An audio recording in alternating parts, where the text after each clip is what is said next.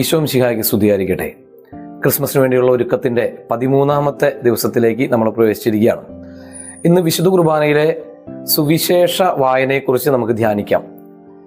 സ്വർഗത്തിൽ നിന്ന് വചനം മാംസം ധരിച്ച് ഭൂമിയിൽ നമ്മുടെ അരികിലേക്ക് കടന്നു വന്നു. അതിനെ സൂചിപ്പിക്കാൻ വേണ്ടിയിട്ട് നമ്മുടെ വിശുദ്ധ കുർബാനയുടെ ആരംഭത്തിൽ മദ്ബഹായിലെ ബലിപീഠത്തിൽ പ്രതിഷ്ഠിച്ചിട്ടുള്ള വചനഗ്രന്ഥം മെഴുകുതിരി കാലുകളുടെയും ധൂപക്കുറ്റിയുടെയും ചെറുമണി അടികളുടെയും ഒക്കെ അകമ്പടിയോടുകൂടെ വളരെ ആഘോഷമായിട്ടാണ് പ്രദക്ഷിണമായി വചനവേദിയിലേക്ക്, ഭൂമിയുടെ പ്രതീകമായിട്ടുള്ള നമ്മുടെ അരികിലേക്ക് കൊണ്ടുവരുന്നത്.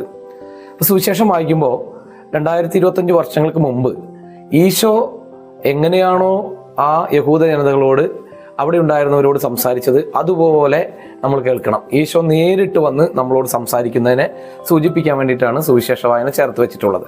ഓരോ ദിവസത്തെയും സുവിശേഷം ഏറെ ആകർഷകമായി കേൾക്കത്തക്ക വിധത്തിൽ നമ്മുടെ ഹൃദയങ്ങളെ ഒരുക്കി ഈശോയെ വരവേൽക്കാനായി, ഈശോ നമ്മുടെ സംസാരിക്കുന്നത് കേൾക്കാനായി ഒരുങ്ങി കാത്തുനിന്ന് വിശുദ്ധ കുർബാനയിൽ പങ്കുചേരാം. സന്മനസ്സുള്ളവർക്ക് സമാധാനം.